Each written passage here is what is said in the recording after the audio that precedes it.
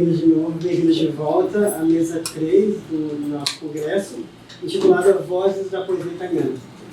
A debatedora da mesa de hoje é a Maricheia Hernando Marçal, que é professora de literatura hispano-americana aqui na UFSC e atua nos programas de pós-graduação em literatura e estudos de tradução.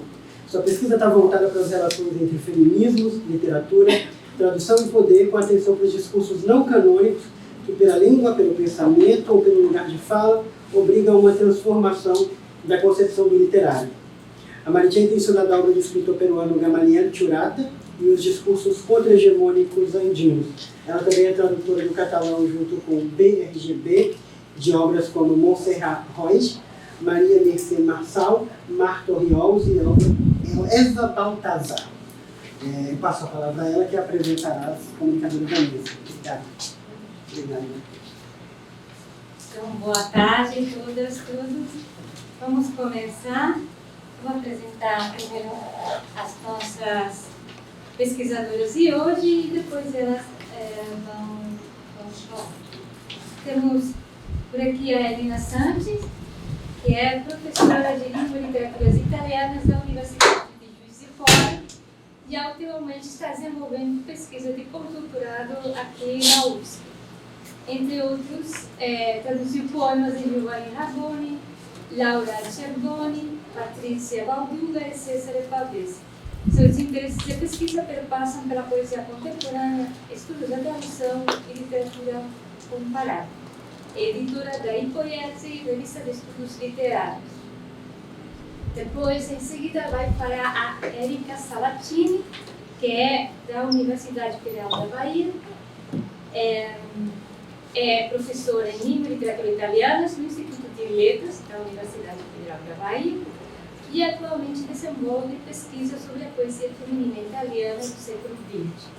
O doutorado e mestrado é pela Universidade de São Paulo na área de Língua, Literatura e Cultura Italiana.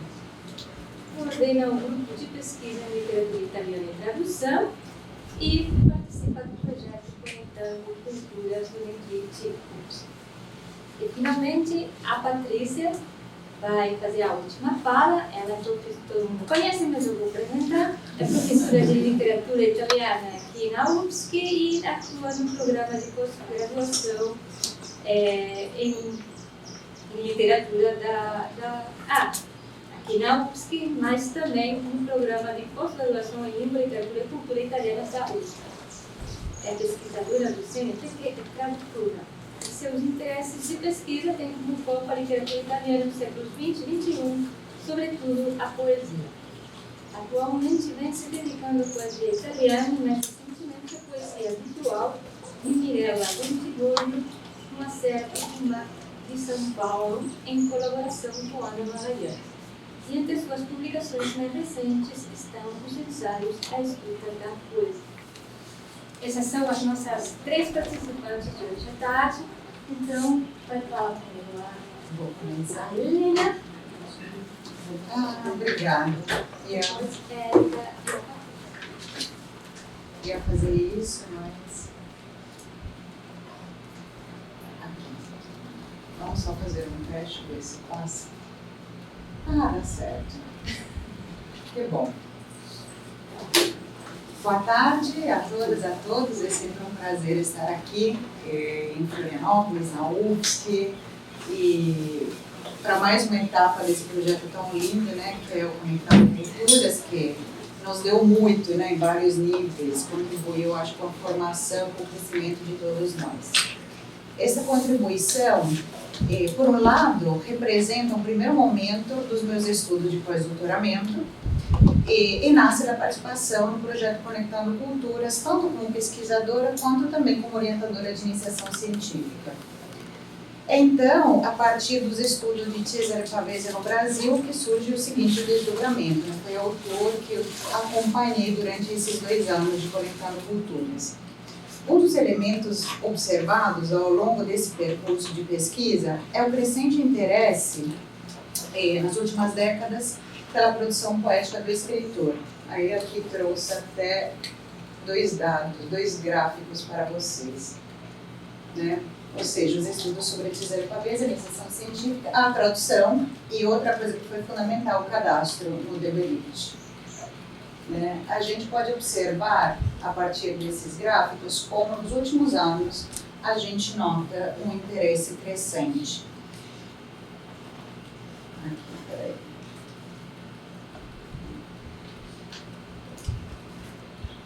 Principalmente, a gente pode notar como também o gênero poético cresce nas publicações sobre Cesare Pavese. A partir dessa constatação, nos deparamos com a necessidade de nos aprofundarmos sobre esse fenômeno, conscientes da necessidade que é preciso ampliar o olhar para poder entendê-lo profundamente, lançando luz sobre tendências transversais ao gênero poético, ou seja, para entender por que Pavese ganha espaço, por que a poesia de Pavese ganha espaço no Brasil, me dei conta que eu precisava olhar para além desse escritor, observar fenômenos que são maiores. Embora as traduções de poesia ocupem apenas o terceiro lugar, observamos um crescimento consistente no número de obras poéticas traduzidas, isso de maneira geral, sobre de literatura italiana.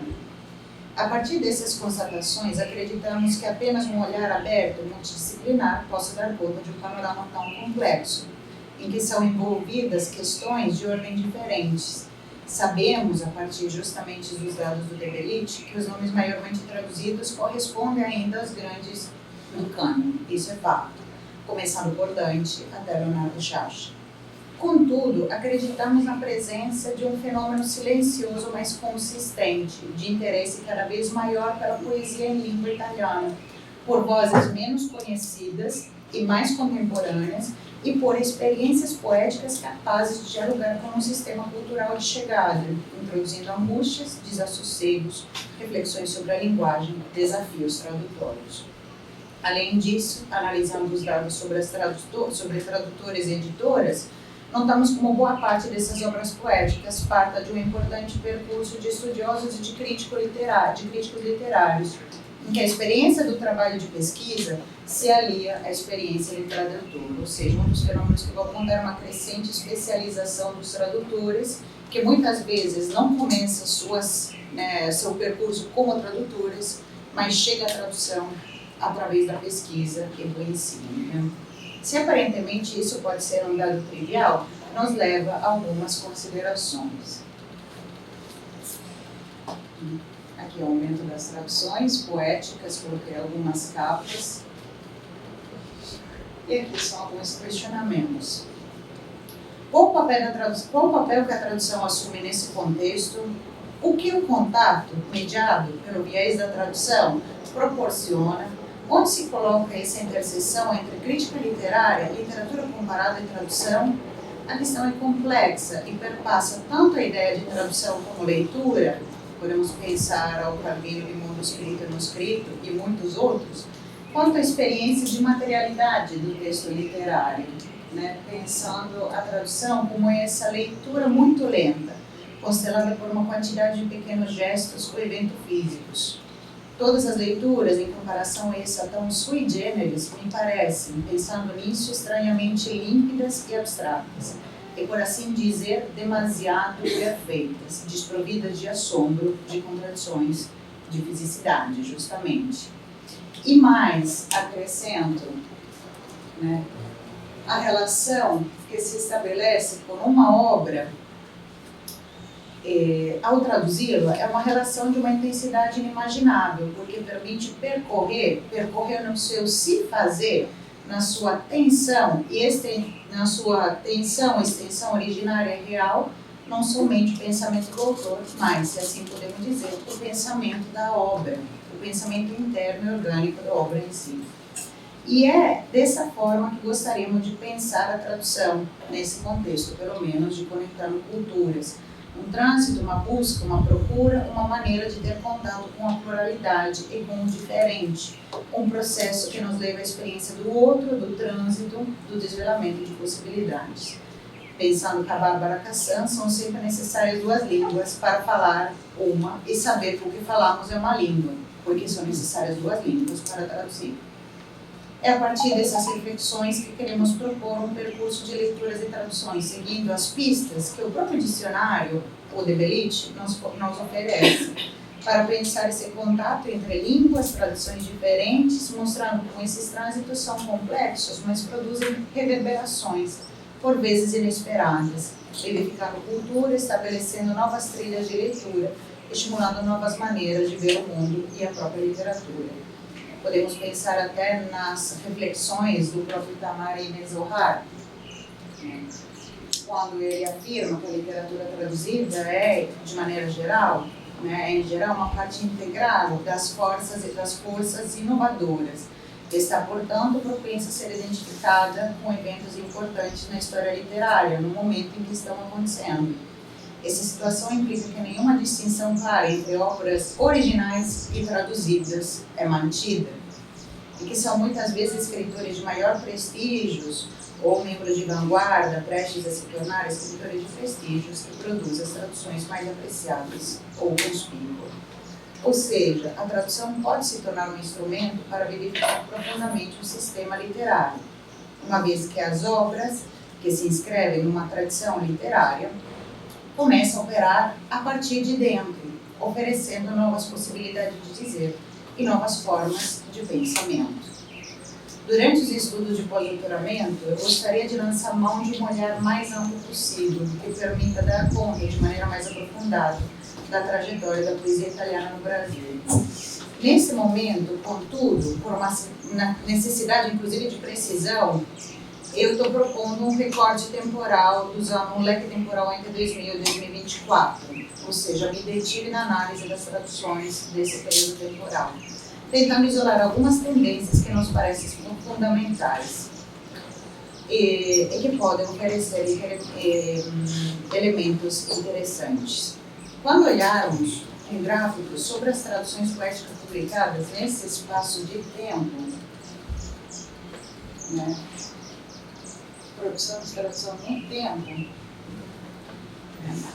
nos damos conta que seguir o percurso da tradução poética de obras de língua italiana no Brasil significa, mais uma vez, não apenas observar os cheios, os números, mas implica muito mais saber interpretar os vazios, entender quais são os percursos subterrâneos que ligam essas publicações, já que entre elas há saltos, há vazios, há momentos em que as publicações são menores, que inclusive não há, mas isso não quer dizer que não haja percursos que estão acontecendo. Seguir pacientemente os rastros de leitura e de interpretação, que não necessariamente se revelam de imediato. É um trabalho de paciência e escuta, que nos obriga a lançar mão de hipóteses que talvez não possam ser verificadas em sua totalidade. É claro que, se tratando de um gênero menos frequentado pelo grande público, vários são os vazios, os espaços em branco entre uma tradução e outra. Contudo, essas lacunas são ricas de reflexões, leituras e críticas. Uma hipótese que pretendemos comprovar é que aos longos dos 20 anos selecionados para análise, há uma mudança interessante na percepção da poesia italiana no Brasil. Apesar da impossibilidade de se colocar uma data específica, ou identificar o real ponto de corte, já percebemos são tendências que vão se consolidando nesse momento em que a gente está falando, e não momentos de virada brusca. Contudo, gostaríamos de destacar o ano de 2009, que inclusive não é o ano em que aparecem mais traduções, mas é um ano em que aparecem algumas traduções interessantes. Por quê?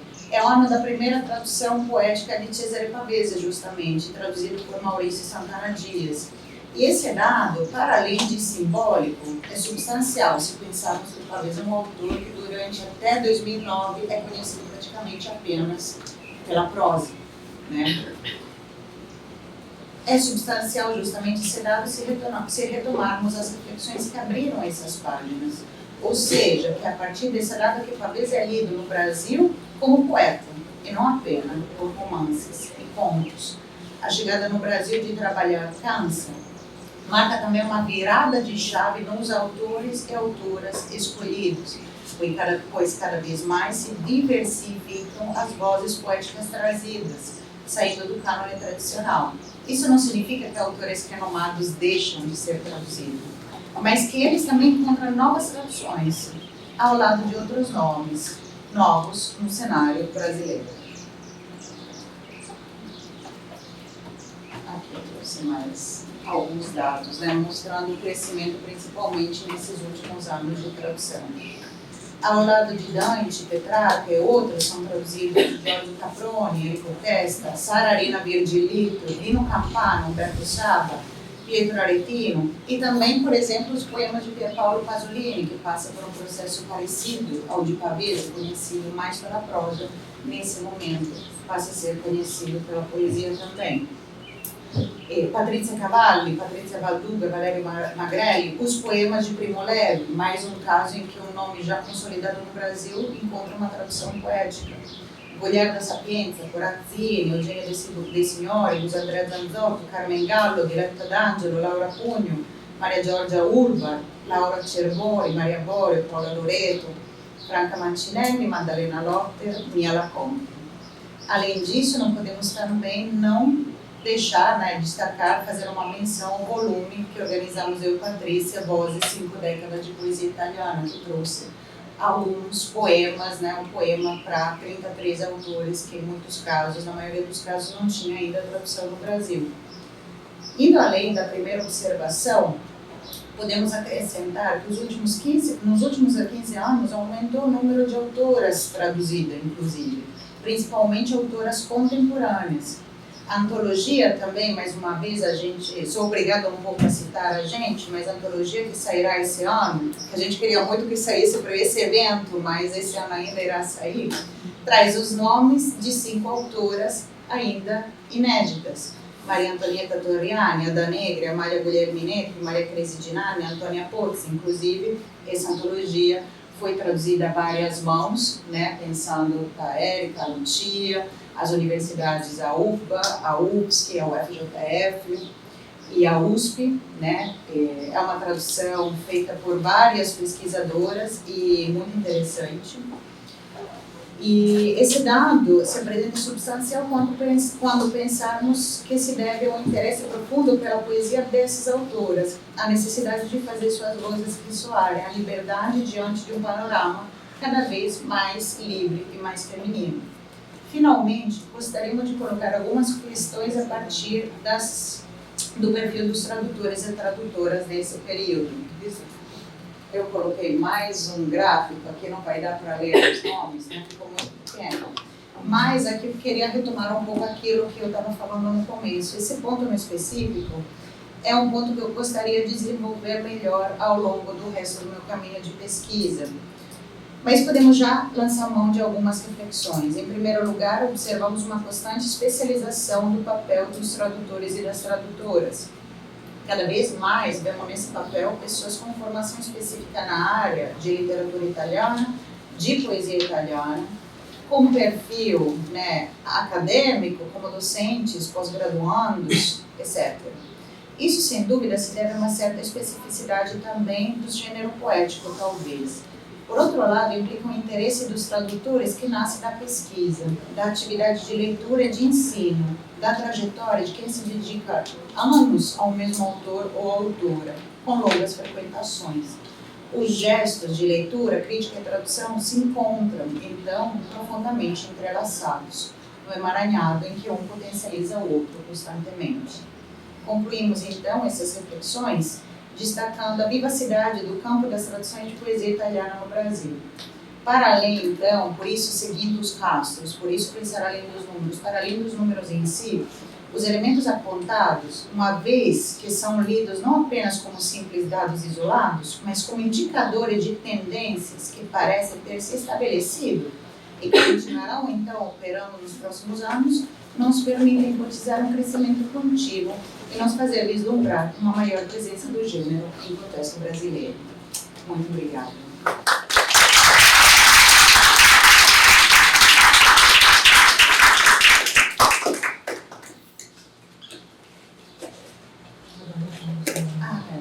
Ouvir a Érica.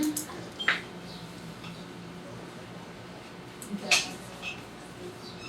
queria começar agradecendo, né, também a todos os presentes, em especial a Patrícia, né, que me convidou para participar do Conectando Culturas quando eu estava saindo do meu pós-doutorado e também da UFBA, né? Foi um convite muito que eu sei que tem muito prazer, muita felicidade. Fiquei realmente muito feliz de participar desse projeto, que ganhou uma proporção, uma dimensão que no começo assim, eu não esperava, assim, né? E foram pessoas se ligando ao projeto, então foi uma rede de trabalhos fantástica, Patrícia. Então eu agradeço muito por essa possibilidade de participar. E eu fico bastante emocionada de falar disso, porque foi um percurso, uma caminhada, né, nesses 2 anos, né? Então, justamente no período que a Patrícia estava começando o projeto, foi quando eu comecei o projeto de pós-doutorado, que é sobre a Amélia Araceli, né, sobre a poesia da Amélia Araceli. E para o Conectando Culturas, eu resolvi fazer uma coisa diferente, porque o meu projeto inicialmente era sobre amor e guerra na poesia da Amélia Araceli, né, pensando um pouco nos temas, né, mas quando eu comecei a ler algumas coisas sobre o Conectando, né, pensei, gostaria de ampliar um pouco um discurso comparatista, né? Pensar um pouco um diálogo entre a poesia italiana feminina, né? A feminina, e a poesia brasileira, né? Então, inicialmente eu pensei, né? Eu propus o nome da Hilda Hilst, que é poeta, então a ideia era fazer um diálogo entre a Amélia Araceli e a Hilda Hilst, mas depois eu pensei que eu podia dialogar com muita coisa da poesia brasileira e da poesia italiana, então esse foi o primeiro passo, né? Projeto dentro do Conectando Culturas. Então, o foco, né, recaiu sobre os pontos de contato, né, e de confluência, inicialmente das 2 obras poéticas, da Amélia Araceli e da Hilda Hilst, né, buscando perceber como cada poeta, como o seu modo de escrever, o seu estilo, né, como cada um pensava a poesia, pensava a sua temática, obviamente com percursos e histórias de vidas muito diferentes, muito peculiares, né.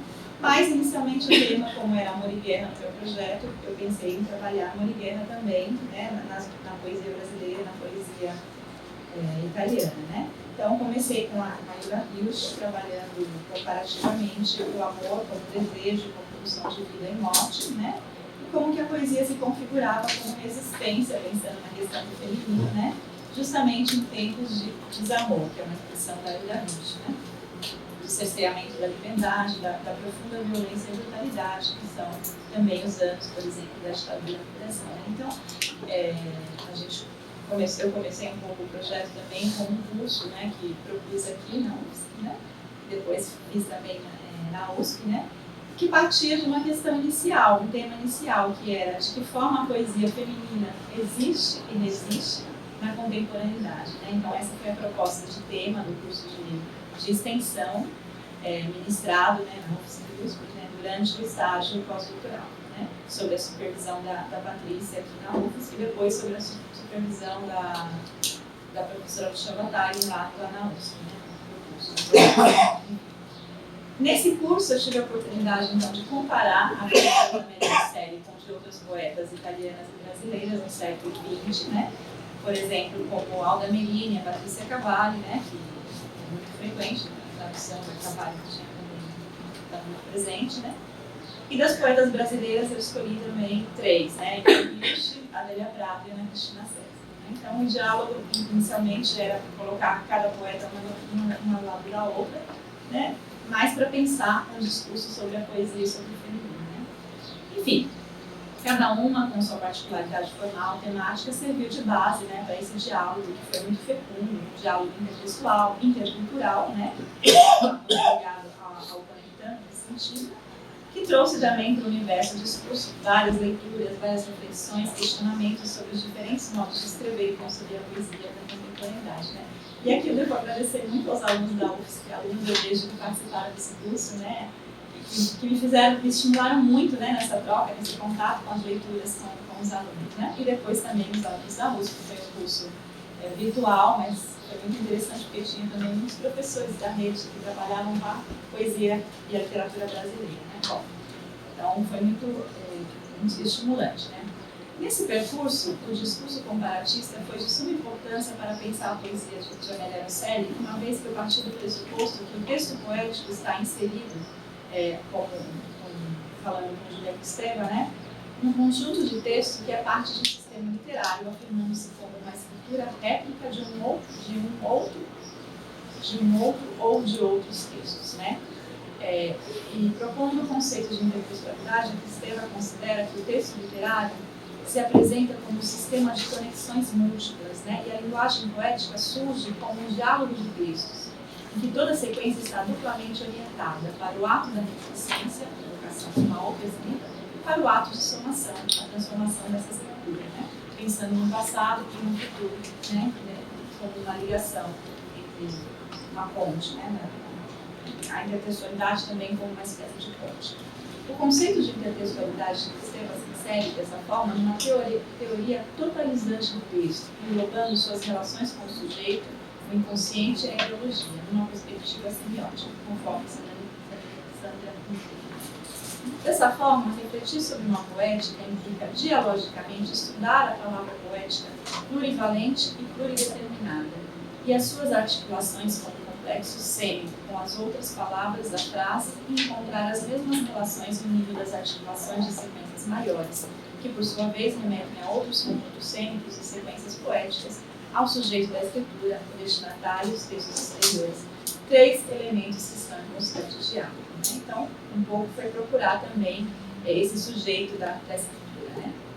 Então, a leitura comparatista permitiu observar tanto as confluências e convergências de temas quanto de perspectivas poéticas das poetas relacionadas entre si, como a singularidade e a especificidade da poesia de Amélia Rosselli em relação à temática amor e guerra, que era o foco da poesia. Como também em sua relação com a linguagem, né, particular no âmbito da poesia feminina, da poesia italiana e também da poesia feminina. A questão inicialmente proposta, né, aquela de que forma que a poesia feminina existe ou não existe, né, foi discutida nesses cursos, né, a partir dessa comparação das escolhas temáticas, formais de cada poeta.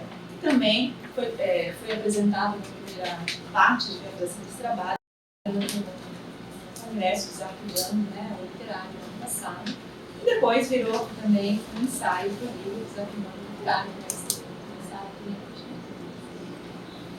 A história da escrita poética da Amélia Rosselli se confunde com a história da sua própria vida e com a história do século XX italiano. Né?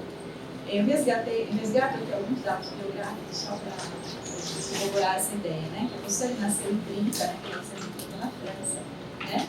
Onde o pai dela, o Carlo Rosselli, foi assassinado, né? Importante teórico do socialismo liberal e fundador do movimento antifascista Justiça e Libertar.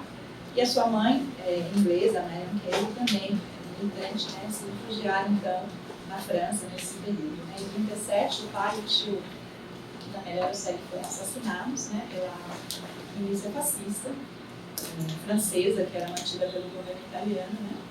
E no início da década de 40, então, é marcado, né, na história da vida da Amélia Rosselli pela peregrinação, pelo exílio, né, entre a Europa e os Estados Unidos, né, de toda a família Rosselli, né, em fuga também da guerra. Em 46 é quando a Rosselli e a família voltam para a Inglaterra, né, em 48 para a Itália. Em 49 ela perde a mãe, né, e definitivamente ela se estabelece em Roma, onde vai ser a cidade que ela vai habitar, né, até o final da sua vida, assim, né. Essas experiências de refúgio, de exílio, né, faz com que a Rosselli se considere uma filha da Segunda Guerra Mundial, né, e ela se declara, portanto, uma refugiada de guerra. Alguém que forçosamente se viu obrigada a fugir de um contexto espacial, social, político, muito violento. Né? A sua condição de refugiada, além de determinante para a sua experiência existencial, contribuiu imensamente para o seu trilinguismo e a sua formação cultural irregular, desordenada, policêntrica, muitas vezes autodidata, guiada por uma curiosidade e uma sensibilidade prepotentes para a dimensão artística, criativa e, ao mesmo tempo, filosófica e formal, uma citação da Francesca Caputo. Os traumas gerados pela morte violenta do pai, pela peregrinação, pelo exílio, deram origem a sofrimentos irreparáveis, né, na sua biografia. E a mania de perseguições, a delírios obsessivos que atormentaram a poeta por toda a sua vida e levaram a constantes internações, resultando em seu suicídio em 1996. Né? Toda a produção poética da Rosselli, justamente marcada, muito marcada pela sua biografia, né, inicia-se nos anos de 1950 e segue até meados da década de 80. apresentando uma variedade de coletâneas poéticas. Em 64, a poeta publicou, digamos, o seu primeiro volume de poesia, Variazione Iberica, que é o volume ao qual eu dediquei no estudo de pós-doutorado também, aqui no Conectando, né? Que justamente trata da questão das variações sobre o tema da guerra, da configuração de um eu poético em constante guerra com o mundo. É o livro de uma guerra histórica, mas também interior, uma batalha interior, né? No qual o segundo conflito mundial constitui uma traumática premissa que origina uma poesia que se prolifica em uma escrita vacilante, fragmentada, obsessiva e profundamente rigorosa.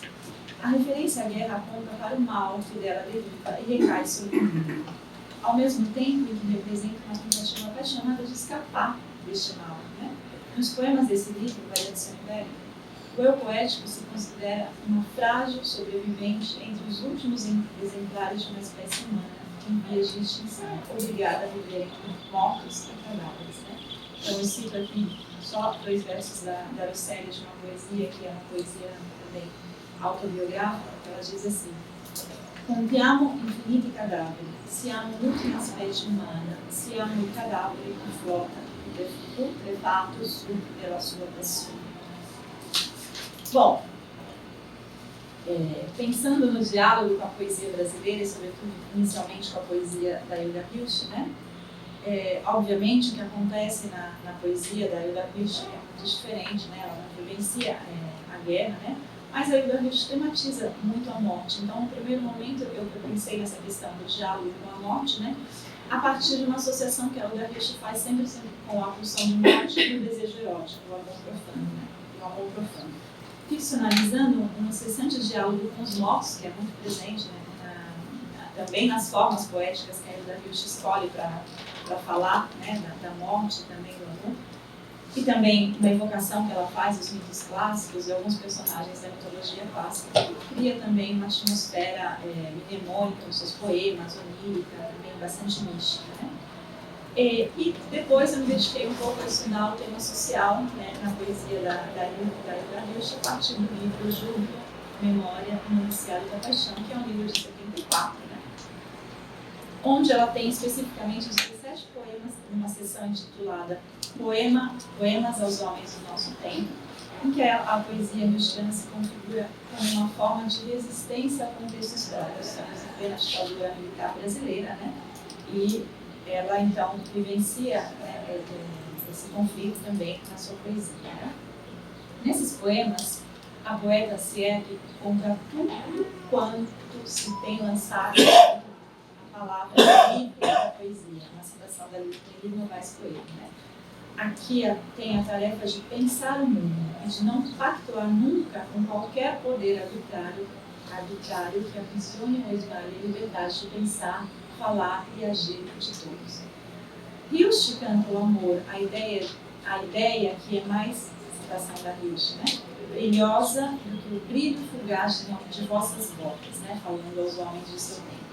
E canta também o amor, os poetas da noite, pensam a tarefa, diz a Hilst, né? Os poetas da noite pensam a tarefa de pensar o mundo. E a poeta se permite acreditar que há muito mais vigor no lirismo aparente, no amante fazedor da palavra, do que na mão que esmaga, no verso da Hilda Hilst. Os poemas aos homens do nosso tempo dirigem o seu apelo diretamente aos leitores e, em outra dimensão, consolida a importância do ofício do poeta em tempos de esmagador cerceamento e de embrutecimento, cuja arma não poderia ser outra senão o verbo passional dos homens, o amor. Como exercício profundo de amor, a resistência hilstiana, presente nesses poemas, encontra-se na confiança restituída à palavra poética e, por assim dizer, no diálogo efetivo da poeta com os homens de seu tempo. Convocamos sob a imagem de um pássaro-palavra, a liberdade conquistada e ao impasse fraterno. Pássaro-palavra, uma palavra da Hilda Hilst, pensada também em uma tese de 2018 de Leitão. Citei agora. Nessa perspectiva, podemos pensar também, aí uma das últimas poetas que eu trabalhei, que no final das contas deveria ter sido pensada a primeira, digamos assim, para pensar a poesia no diálogo com com a Amélia Araceli, mas também foi uma descoberta que eu fiz no percurso, né? Que era a poesia da Ana Cristina César, que integra, como vocês sabem, o grupo da poesia marginal das décadas de 70 e 80, né? Que é um movimento literário brasileiro, que começa principalmente com o barco da política brasileira, né? Enfrentando a censura imposta pela ditadura militar. A Ana Cristina César se diferencia muito dos seus contemporâneos, né? De qualquer forma, pelo seu senso estético, né? E pelo seu repertório intelectual, que eleva a sua poesia para além das agendas ideológicas do momento histórico, né? E do contexto histórico e do grupo também da poesia marginal. Algumas características da sua poesia, como, por exemplo, a atuação pelo sólido do cotidiano, a ênfase na experiência existencial, o uso de uma linguagem que margeia o coloquialismo e consolida uma escrita única, são algumas das associações que poderiam ser tecidas, né, com a poesia de Amélia Araceli, né? E também a Araceli valoriza esses elementos na sua poesia. E para além do dado biográfico, óbvio, né, do suicídio das duas poetas, que ambas também tinham uma admiração forte, né, pela poeta também suicida Sylvia Plath, né, que é uma espécie de musa inquietante que passa pela poesia das duas, né, e com a qual ambas as poetas estabelecem um diálogo muito profundo, né, seja pela tematização da morte, seja por meio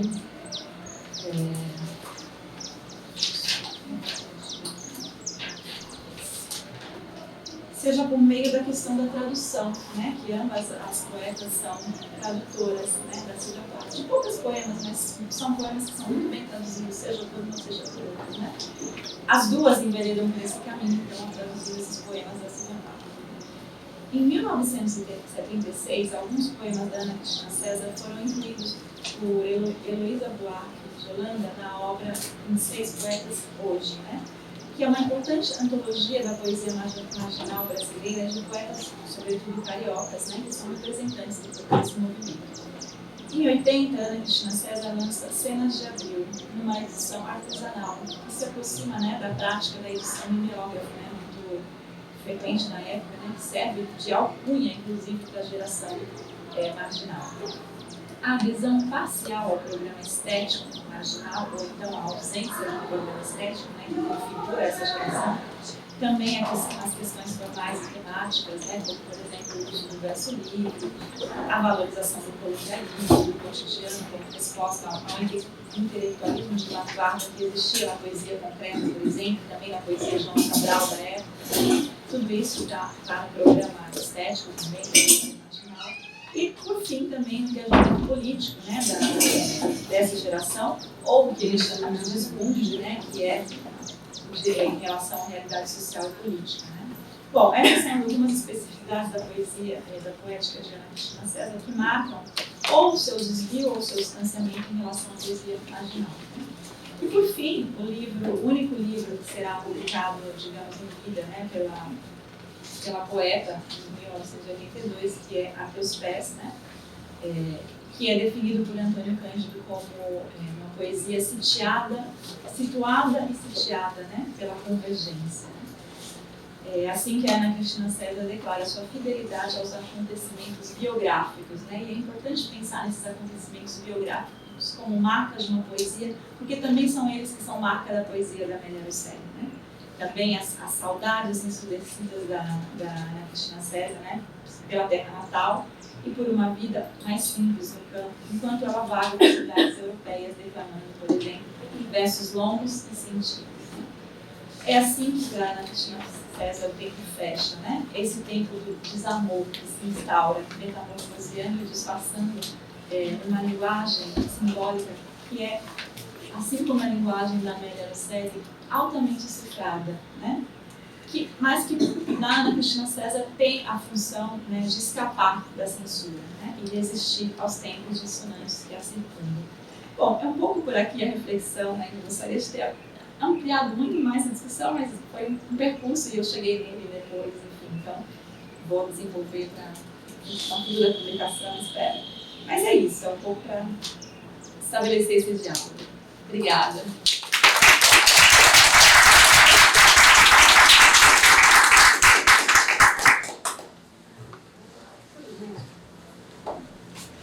Muito obrigada, Érica. Então, agora temos a última das participações, a Patrícia. Eu queria pedir, você tem? Ah, tá. Então, Presenças da Poesia Italiana no Brasil, trilhas virtuosas e descobertas. Né? Quando a gente pensou nesse elenco, a minha ideia era trazer um ensaio fruto que continuava a primeira reflexão que eu tinha trazido aqui em maio do ano passado. Só que a minha perspectiva sobre a presença, daí justifico presenças, né? Sobre a presença da poesia italiana que eu buscava pensar através do Eugenio Montale, ao longo desse ano, de maio do ano passado para cá, passou por vários desvios. Então, o que eu gostaria de trazer hoje é uma reflexão também metodológica sobre a minha pesquisa. Tá? Então, vocês vão ver que eu vou iniciar com uma ideia de poesia muito tradicional e depois essa ideia da poesia italiana traduzida no Brasil foi ganhando outras camadas e que não termina agora, mas que vai abrir para um projeto que já começou e que continua. Tá? Então, o meu texto é dividido em 2 momentos. O primeiro momento se chama De Montale a Jacobi, né? E aqui agradeço ao evento que a gente participou em maio desse ano de 2024 na Itália, que fez parte do projeto Conectando, no qual eu pude trabalhar justamente a presença do Jacobi. Mas se eu não tivesse trabalhado o Montale, eu não teria chegado ao Jacobi. Tá? Então a ideia é essa, né? No projeto, então, Conectando Culturas, a proposta inicial que eu tinha era de refletir sobre a tradução e a circulação da obra de Eugenio Montale no Brasil. Na medida em que desenvolvi este estudo, outras questões relacionadas à poesia italiana foram sendo identificadas. Então, o que eu quero propor hoje é justamente o gesto do pesquisar a partir desta experiência. Ou seja, a pesquisa como um caminho tortuoso e como descoberta. Em outras palavras, um método analógico de pensamento. Né? Então, a pesquisa não é tautológica. Eu não posso começar uma pesquisa sabendo onde eu quero chegar, porque não adianta fazer pesquisa. Tá? É esse parâmetro que eu queria pensar para vocês. Então, para o estudo da recepção de Montale, eu tinha, e apresentei para vocês, 3 pontos principais. Os dados fornecidos pelo dicionário, que a Helena já colocou, os livros traduzidos, e o mapeamento em artigos e revistas culturais, tendo como base a hemeroteca digital da Biblioteca Nacional. Um trabalho de arquivo meticuloso e detalhado, mas que não pensa e já não pensava naquele momento o arquivo de forma linear. De fato, entre a linha e o círculo, para lembrar um título do Enzo Melandri, é o círculo que se impôs no manuseio das leituras, pois o que mais interessava era refletir sobre os discursos.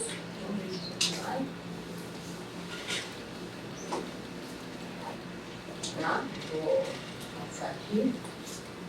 Eram os discursos em sua materialidade que acolhiam e ao mesmo tempo formavam, deformando uma figura ou figuras de Eugenio Montale. Outro aspecto que também incidiu para uma recepção marcada pelos desvios e desenraizamento, e aqui agradeço a discussão de maio de 2023 que a gente teve aqui, é o fato de escritores essenciais para a poética de Montale, como Robert Browning e William Carlos Williams, não terem tido uma penetração no Brasil.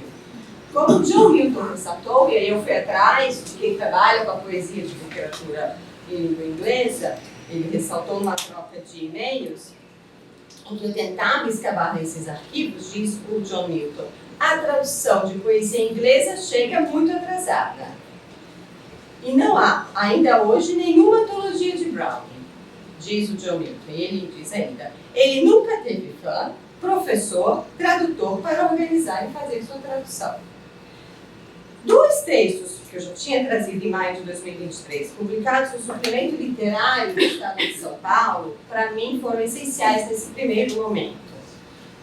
E os 2 textos são O Hermetismo e Historicismo, de 1958, e o outro, A Poesia de Montale, de 1960. Ambos assinados por por Ruggero e Jacobi. Tá? Isso aqui é só uma parte dos textos que eu vi, né? Ambos assinados por Jacobi, que chega ao Brasil em 1946 como diretor da Companhia de Teatro de Diana Torrieri e decide por aqui se estabelecer até 1960. Jacobi, então, para além de toda a sua importância para o teatro brasileiro, se tornava, a partir dessa pesquisa, um mediador cultural de primeira importância para a circulação da literatura italiana. E ganhava no espectro da minha pesquisa um papel fundamental, até porque ele introduziu vários poetas da literatura italiana aqui. Aliás, talvez os primeiros importantes textos sobre alguns poetas tenham sido trazidos pelo próprio Jacobi. Assim, a proposta inicial tem o primeiro desvio em sua linearidade. A experiência brasileira, quer dizer, em que sentido? Porque tem o primeiro desvio, porque eu já saí do Ivan Thaler e fui para o Jacobi e os textos do Jacobi me estavam indicando outros caminhos na pesquisa, né? E aí eu descubro que o Jacobi, que fica no Brasil 14 anos, leva consigo todo um repertório de marcas, cicatrizes da cultura brasileira.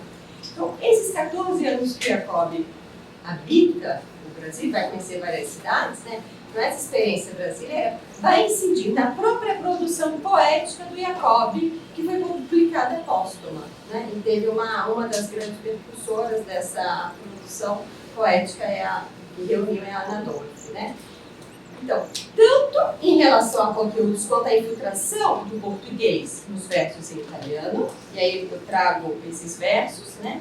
Io che nego l'esilio e ti racconto il samba, come un passo del mio cuore e tu ascolta, que foram escolhidos para introduzir a minha fala no evento que se teve em Roma, né?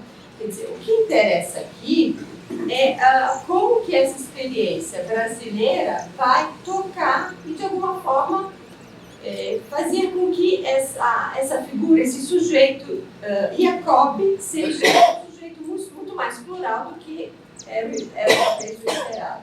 Mas não só, porque ele, em Brasil, em 1955, por uma editora pequena de Porto Alegre, inaugura...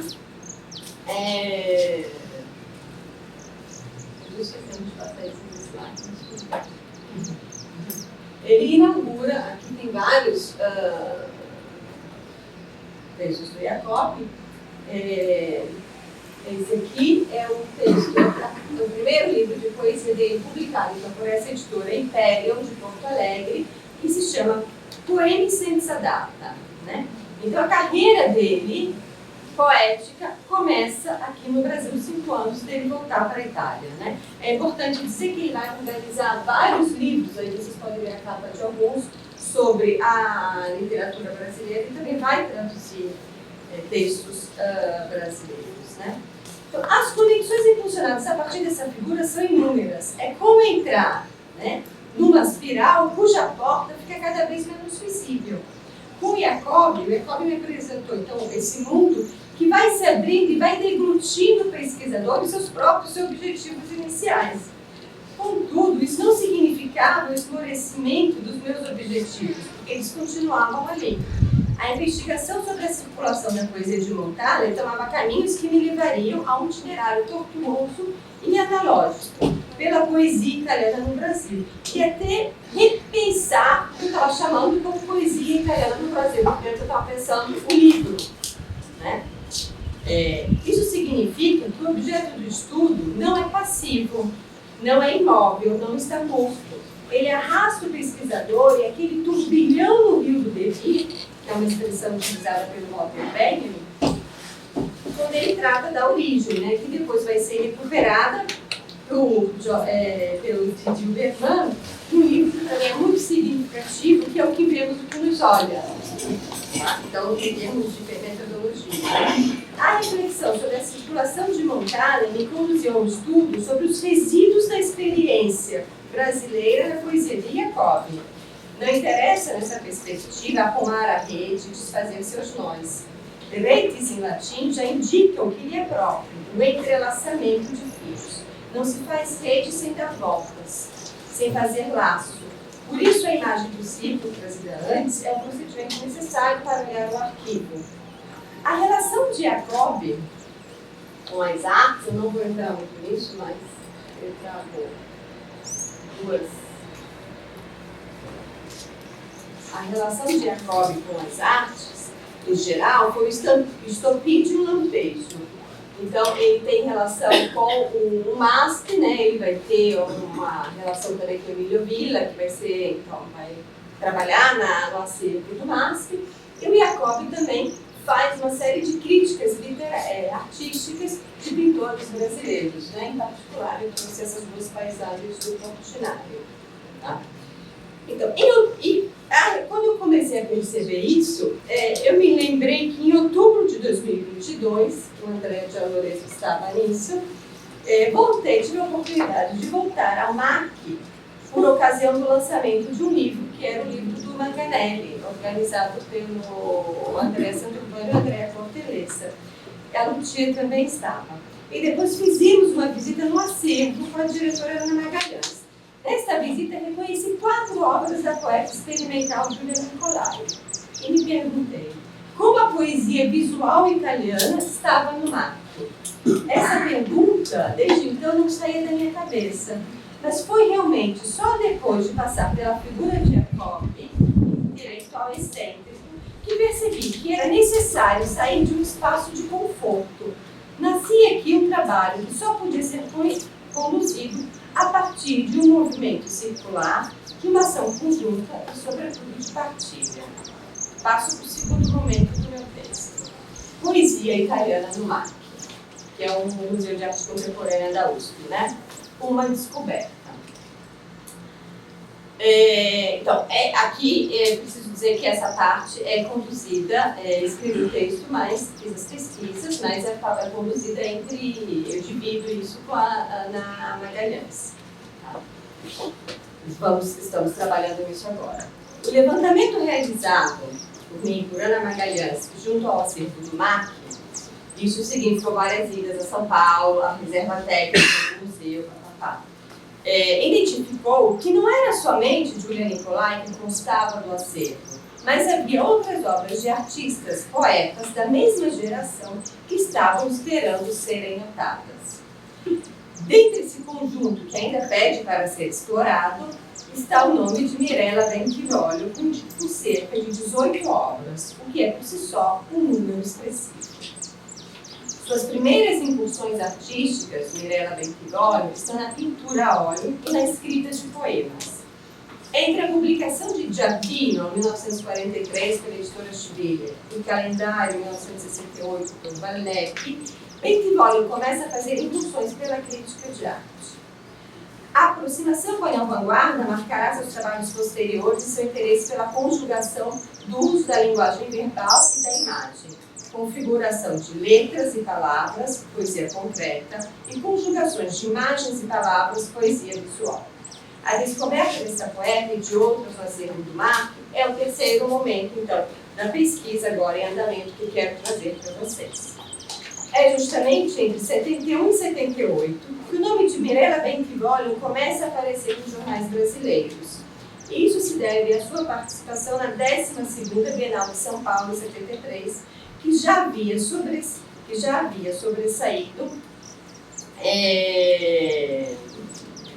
que tinha tido, né, uma relação muito forte, obviamente, com a Bienal de Veneza, né, e como afirma o Umbro Apolônio, que foi o comissário pela parte italiana, ele diz, o tema era a comunicação, né, então ele cita, a preocupação comunicativa é, todavia, atinente, em primeiro lugar, a todo o sistema expositivo e a utilização dos vários instrumentos aptos a explicar as razões de um determinado modo de agir. Nessa exposição, nessa 12ª exposição da Bienal de São Paulo, 73, Benchivolio expõe 28 obras e é a artista italiana com mais obras na Bienal, ao lado de Mario Balocco, com 23 obras. Esqueci de passar. Essas aqui eram as obras da Giulia Nicolai. Aqui estão as obras da Bentivoglio apresentadas da Bienal, né? Esse é o catálogo da Bienal. É com as seguintes palavras que a Colônia apresenta as obras de Mirella Bentivoglio. Cito: a palavra é organizada em imagem e as deslocações ou colocações, um tanto leve das letras, dão lugar àquela ambiguidade em que os linguistas estão interessados. Só que a Bentivoglio não se preocupa em resolver tal ambiguidade, mas a evidencia a ponto de pô-la em funcionamento em sentido irônico. Adotando uma metodologia inicial parecida, usada para a poesia de Montale e para a figura de Jacobi, a descarafunchar nas fontes primárias, vejo que no mês de outubro de 73 podem ser encontrados 4 artigos em 3 diferentes veículos: o Jornal do Brasil, a Tribuna de São Paulo, a Tribuna da Imprensa do Rio de Janeiro, que ressaltam a presença e apontam para características da obra de Bentivoglio. No artigo de 5 de outubro, a matéria traz como título, cito, Bienal de São Paulo, um laboratório vivo, e ocupa 2 páginas praticamente inteiras, sendo subdividida em alguns destaques, como tinha o contato italiano, então tinha um espaço só para as obras italianas. Mas em um artigo de A Tribuna, intitulado Começa a 12ª Bienal de São Paulo, que traz 3 imagens de obras expostas, entre elas uma de Bentivoglio, que é Piano, que é essa primeira que vocês têm aí à direita, tá? Que é uma de 1970, que é acompanhada da seguinte legenda: entre as obras que Mirella Bentivoglio da Itália apresenta está a grande boca que quer simbolizar a pesquisa de um som primordial, no interior da palavra que exprime o amor e indica a fome. É interessante lembrar que se a boca de Bentivoglio estava no segundo andar da exposição, no primeiro estava a gigantesca boca da artista e cineasta brasileira Vera de Figueiredo, que vocês veem aqui, a boca está no final, né? Aqui, né? Que se intitula Visite o Inferno e Encontre Você. Do amor à fome, do fora para dentro, da alegria e tristeza, essas 2 obras dialogam. É neste momento da Bienal, também, que o MAC adquire 2 obras de Bentivoglio para seu acervo. A colagem História do Amor, que é a primeira que vocês estão vendo ali, essa aqui, bem concretista, né? E a serigrafia Gaiola Arcaol, né? Ó, como destaca a matéria do Jornal do Brasil de 18 de novembro. Essa aqui é muito interessante porque é uma pauta musical e recupera alguns termos da poesia do Pascoli, tá? E é muito interessante porque a Giulia Nicolai também vai trabalhar com a pauta musical e tem alguns poemas que pegam isso, né? Este é, então, o início do percurso das obras de Mirella Bentivoglio por aqui. Em 1981, suas obras retornam na exposição Artistas de Arte Postal, dentro da Bienal de São Paulo, que contou com a curadoria de Júlio Plaza. 5 anos depois, em 1996, ela está entre os 73 artistas que participam do Projeto Vermelho, ou Progetto Rosso, uma proposta experimental de autoria do artista italiano Primo Talco, com curadoria da artista brasileira Daisy Piscinini. A ideia era um estudo sobre a cor vermelha. Mas por qual motivo trazer esse projeto vermelho para citá-lo, né? Em primeiro lugar, porque ele é mais uma terceira do mapeamento da circulação de Mirella Bentivoglio. Mas não só. Neste projeto, como em outros, por exemplo, a exposição Um Ponto de Ironia dedicada às artes visuais e à linguagem verbal, realizada entre julho e novembro de 2011, da Fundação Vera Chaves Barcelos, temos as obras de Bentivoglio em direto contato com artistas brasileiras. Olhar atentamente para algumas obras do acervo do MAC significa pensar todo o movimento da poesia concreta, incluindo, sobretudo, a arte postal e as experimentações com o livro de artista e com o conceito de livro-objeto. Mirella Bentivogli foi uma das grandes críticas e teóricas desse fazer artístico. Olhar atentamente para a obra de Mirella Bentivogli é também encontrar laços com a produção artística brasileira. De fato, o nome da artista gaúcha Regina Silveira não pode não ser lembrado, como sublinhou Ana Magalhães em nossos encontros no mar. A obra aparece em alguns dos jornais, tá? Que aparece a Bentivogli, né? Aquela boca parecida. Essa também é uma obra dela.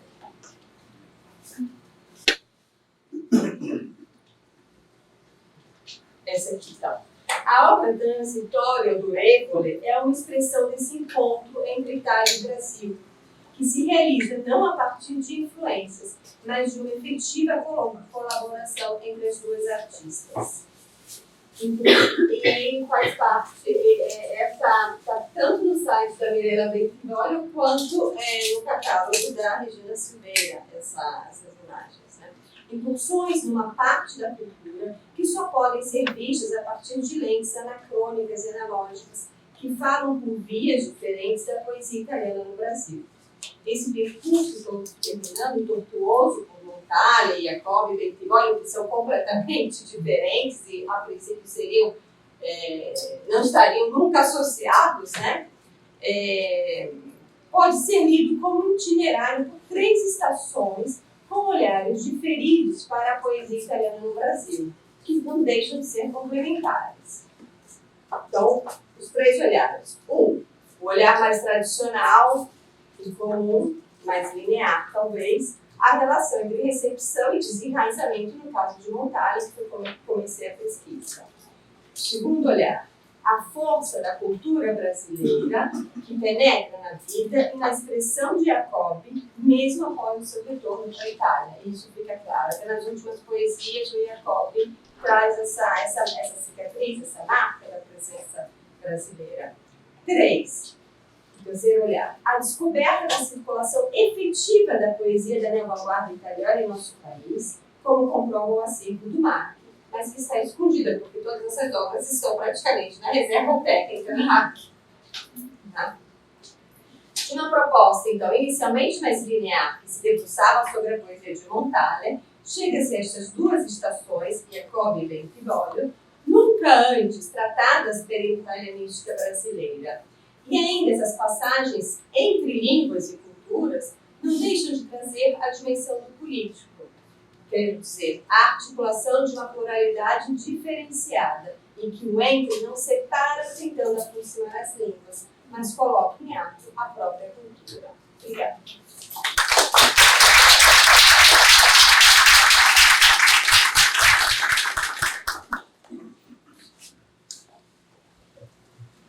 Obrigada, Patrícia. Então, vamos iniciar agora a parte do debate. Agradeço, se podem acender a luz. Obrigada. Primeiro de tudo, eu gostaria de agradecer a organização pelo convite para contribuir a esse debate. Eu fiquei pensando o que fazer como debatedora, né? Poderia ter feito uma leitura pessoal, escrever uma leitura pessoal sobre as 3 intervenções.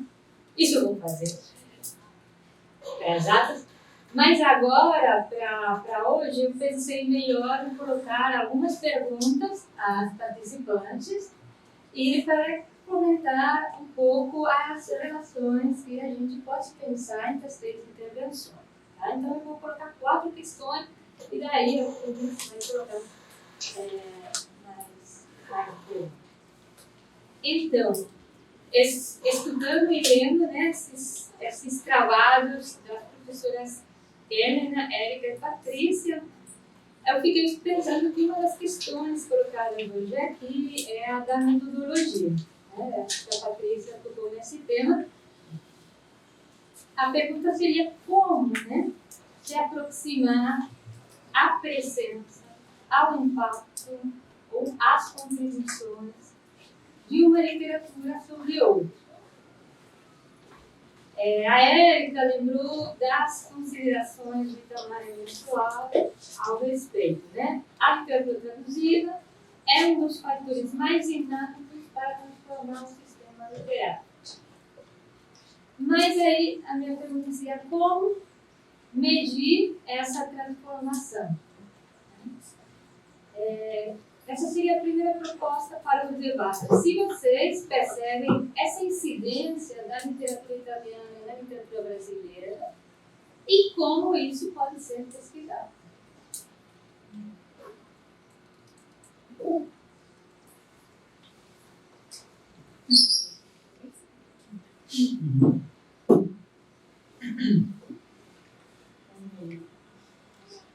É uma questão complexa, né? Acho, pelo menos, o que acho que passou um pouco por todas as falas e algo que eu senti muito, tem justamente poder trabalhar com essas questões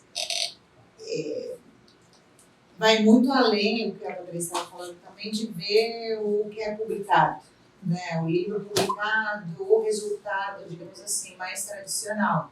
Acho que é algo que a gente está vendo, é esse emaranhado de leituras, de relações oblíquas, às vezes, que passam por outras leituras em conjuntos, então é realmente algo que é muito complexo, acho que algo que perpassou por todas as falas foi um pouco essa necessidade de ir além de uma leitura mais tradicional do que seriam essas relações. Diversificar um pouco a metodologia, né? De fato, as suas metodologias são as três muito diferentes. É por isso também, como você colocou, né? A palavra que eu gostei muito, cicatriz. A cicatriz do Brasil se vê no Jacob. Né? Pergunta, será que vemos a cicatriz da Itália? Ok? Um pouco radical. Eu já coloquei essa questão, acho que eu já coloquei essa questão e meio perseguida essa questão.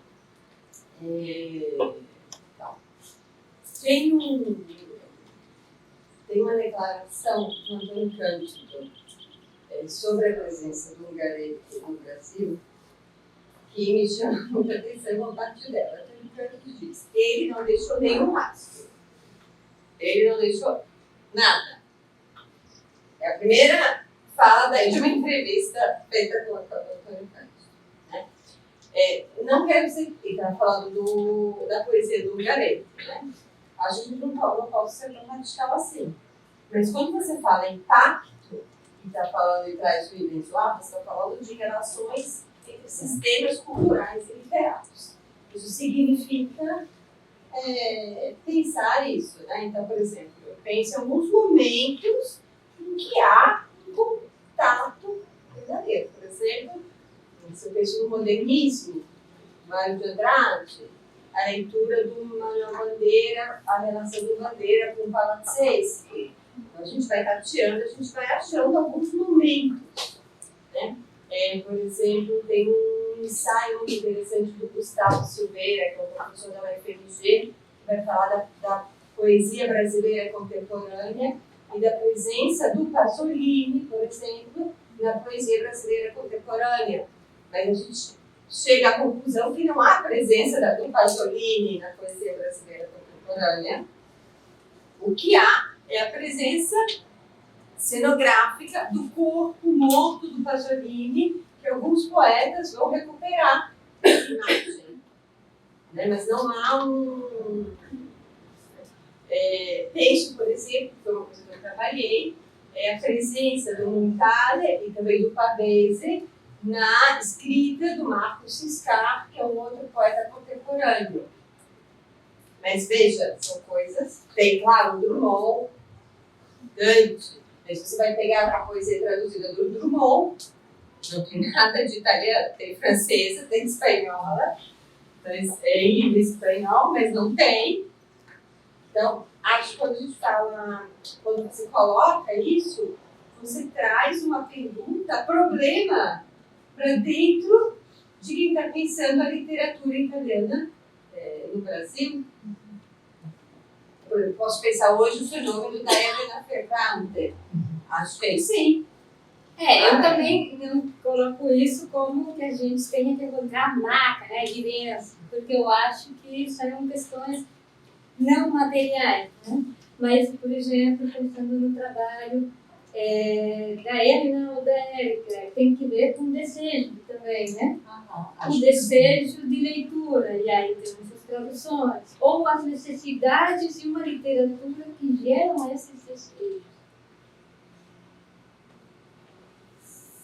Sim, mas o desejo do imaginário brasileiro pela literatura italiana, não sei se passa pela Itália, o imaginário brasileiro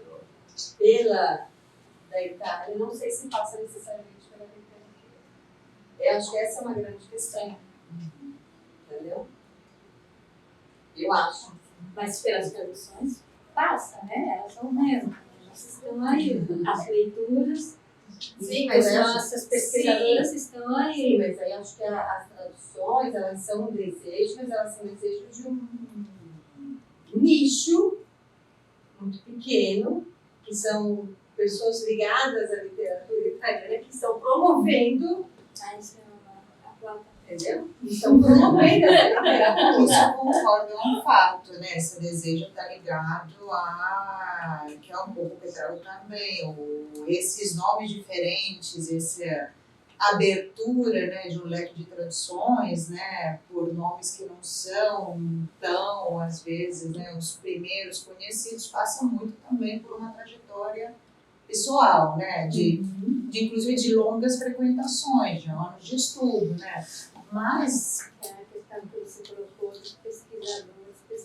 tradutores. acho que isso tem muito a ver com o que está sendo publicado hoje no âmbito da poesia, que é sim um gênero menos popular no sentido numericamente, né, de cópias vendidas, né, de frequentações, de números de leitores, tem a ver muito, eu acho, pelo que a gente vê com tradutores e tradutoras, pesquisadores e pesquisadoras, essas figuras com ensino.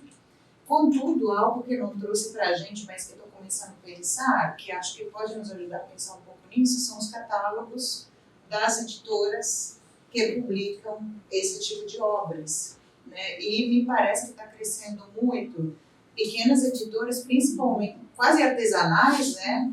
Especializadas muitas vezes em poesia e que criam um catálogo muito interessante, que você tem a Patrícia Cavalli, a Anne Carson, mas também tem poetas brasileiras, né? Tem, sabe, fragmentos dessas literaturas que criam um mosaico muito interessante. E aí acho que aí se cria algo muito estimulante. E daí a minha pergunta, a relação entre essas poetas contemporâneas brasileiras e essas traduções, né? Essa citação que você coloca aí é interessante. As traduções são lidas não como tradução, sino como poesia ativa. E quando isso é 20 anos atrás, como 20, 40, 50 anos. Isso, eu tenho muito essa sensação que estão se criando. É claro que estamos sempre falando de gêneros e de editoras, e são pequenas, com tiragens pequenas, né? Não é um grande impacto. Mas eu estou olhando cada vez mais com grande interesse para esses catálogos que, quando você abre, cria-se um mosaico extremamente interessante. Eu acredito muito estimulante, tanto para o pesquisador quanto como para o leitor, em que as obras, independentes de serem italianas, colombianas, né, brasileiras, independente da época, criam um emaranhado muito interessante. Acho que aí sim temos algo muito vivo, muito pulsante. E eu penso sobretudo pensando na questão que levantou, que você também levantou, da poesia de mulheres no Brasil, que cada vez está sendo mais e mais traduzida, lida, se pensa por que esse processo continua, né? Eu acho que tem aí, nisso, mas eu tenho um desejo de ler isso aqui no Brasil. Eu só queria comentar uma coisa que, assim, na verdade, as poetas que eu trabalhei, por exemplo, praticamente todas não estão traduzidas no Brasil. Tirando, acho que a Patrícia Cavalli, que tem, assim, as outras são pequenos poemas que estão traduzidos no português, no italiano, no contrário.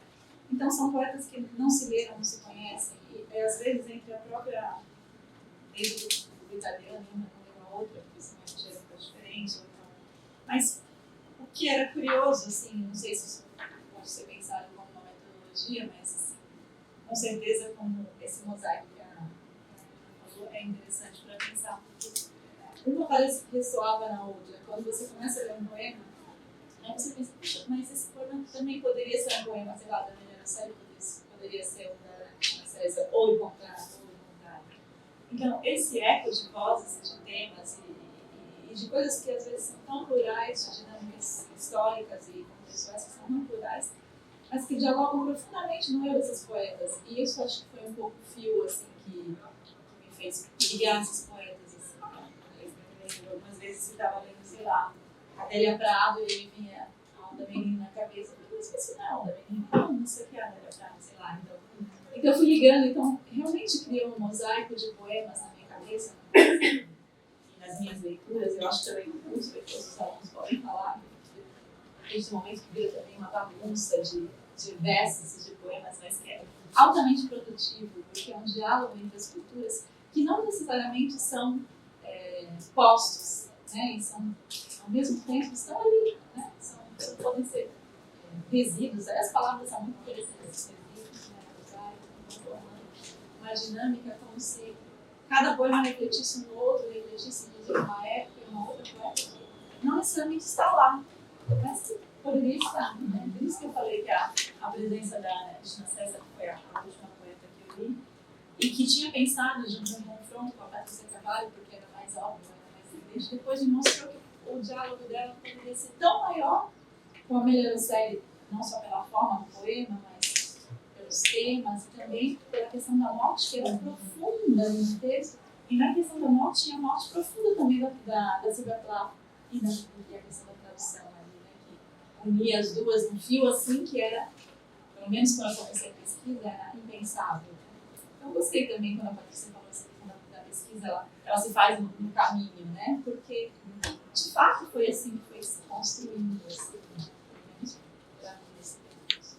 Foi um percurso, de uma certa forma, muito bonito também, né? De descobrir algumas coisas, assim, que eu não supunha, não tinha pensado, nem programado, é impossível programar, mas que se revelaram ali naquele momento. Não sei. Eu sei se é uma metodologia, de qualquer forma, mas Pessoalmente, concordo com o desejo, mas existe também o interesse hoje em dia, né? O interesse mercadológico, editorial, sobre a produção assinada por autoras, sejam narradoras, sejam de teatro. Então, existe também isso. Tem o desejo, por um lado, mas também é um desejo que é impulsionado em algum momento. Essas duas coisas estão atreladas, né? Hoje, então, sim. editores procuram vender e se basam nesse desejo e ao mesmo tempo incentivam, né? Exato. Mais perguntas? Para encerrar por aqui, muito obrigada às três pesquisadoras e obrigada a vocês por prestigiar e comentar conosco. Obrigada.